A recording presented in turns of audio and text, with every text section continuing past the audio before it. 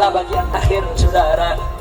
Tanggal 30 September, tentara angkatan darat sudah gerah, saudara.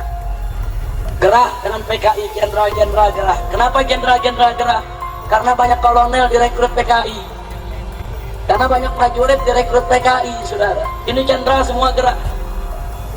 PKI tahu kalau jenderal-jenderal ini gerah, bagi PKI ini ancaman.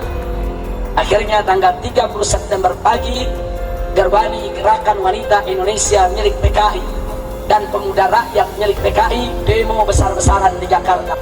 Puluhan ribu orang demonstrasi 30 September pagi, saudara. Malamnya mereka culik 7 jenderal kita, saudara. Mereka culik, mereka bawa ke lubang buaya, semuanya mereka bunuh dan mereka masukkan ke dalam lubang buaya, saudara. Ini menunjukkan bahwa mau tidak mau kita harus mengakui dalam menghadapi pemberontakan G30 SPKI, peran Kostrat, peran Sosok Soeharto, peran Kopassus, Sandudu Presiden para Komando, dengan Sarwo Edi, dan peran Jenderal Nasution, peran KKO jelas akan dihapuskan dan paten itu sekarang tidak bersih. Saya ulangi, ini berarti sudah ada penyusupan di dalam tubuh TNI. Jangan kaget, PKI bunuh 1 kiai, Banser bunuh 1000 PKI. 1 kiai harganya 1000 musuh, saudara. Sekarang mereka balik cerita, mereka bilang NU yang jahat, ulama yang jahat, kami korban, kami pejuang. Mereka putar balik, apa mereka bilang tuh yang jahat Soeharto tuh, yang jahat Orde Baru tuh, yang jahat NU tuh Banser. Kalau kami ini cuma korban, makanya jangan mau diputar balikin fakta. C. Bungkus yang di luar adalah mereka kapitalis, tetapi mereka masih menerapkan prinsip-prinsip komunis seperti adanya pengendalian satu partai, adanya sentral komite, kemudian yang ciri-ciri yang jelas adalah mereka sangat anti agama, banyak ciri-ciri lagi yang lain.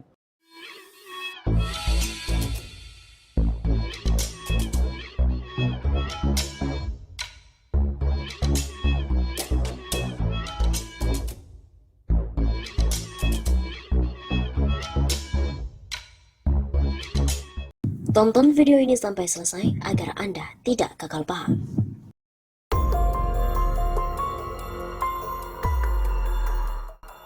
Begini seruan Habib Rizik Syihab kepada umat Islam di Hari Kesaktian Pancasila. Hari Kesaktian Pancasila 1 Oktober kerap diperingati untuk mengenang peristiwa kelam bangsa ini akibat pengkhianatan PKI atau G30 SPKI. Di momen tersebut, Habib Rizik Syihab mengajak seluruh umat Islam agar mengungkap kembali film G30 SPKI. Seruan nobar itu disampaikan Habib Rizik lewat pengacaranya Aziz Yanuar. Pesan atau seruan HRS di momen ini nobar film G30 SPKI. Kata Aziz Yanuar saat dihubungi oleh redaksi Pojok 1 pada hari Jumat 1 Oktober. Menurut Aziz, alasan seruan nobar G30 SPKI disampaikan oleh HRS agar memaksa dan juga para pemuda Indonesia kembali mengenal bahayanya ideologi komunis, agar generasi muda Indonesia tahu dan paham bahaya ideologi komunis. Diketahui setiap tanggal 1 Oktober bangsa Indonesia selalu memperingati Hari Kesaktian Pancasila. Peringatan ini dimaksudkan untuk mengenang kembali sejarah dalam mempertahankan ideologi bangsa. Selain itu, Hari Kesaktian Pancasila juga sebagai wujud penghormatan terhadap jasa para pahlawan revolusi. Penetapan Hari Kesaktian Pancasila ini sangat erat kaitannya dengan peristiwa Gerakan 30 September PKI atau G30 SPKI. Peristiwa pemberontakan tersebut telah menyebabkan 6 perwira tinggi dan 1 perwira menengah TNI Angkatan Darat gugur.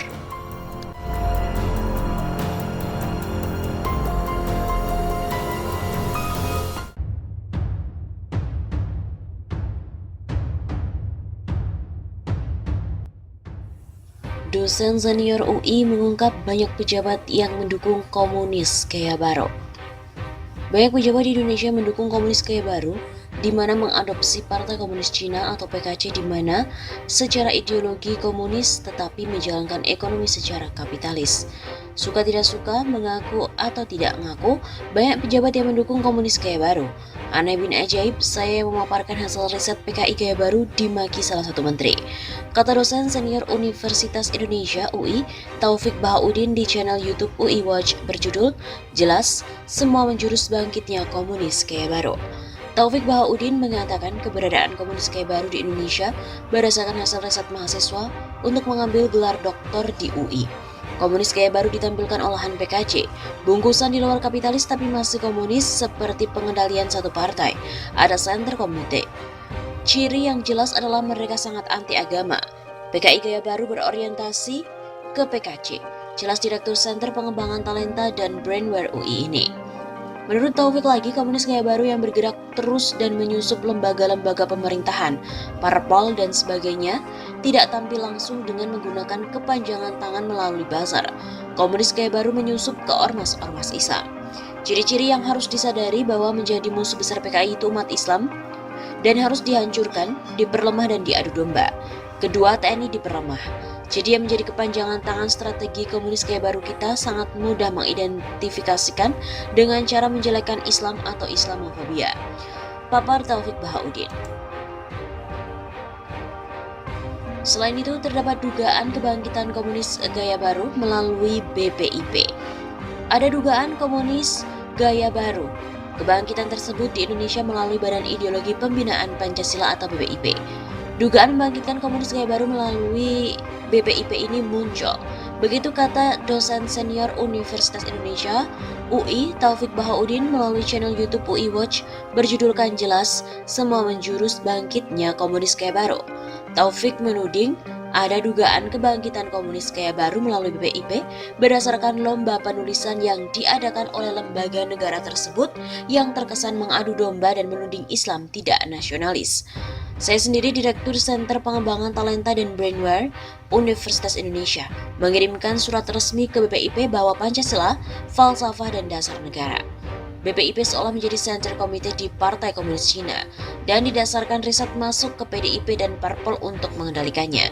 Ripka Ciptaning bangga jadi anak PKI menjadi pengurus PDIP dan PDIP diarahkan untuk menyebarkan komunis Gaya Baru, ungkap Taufik.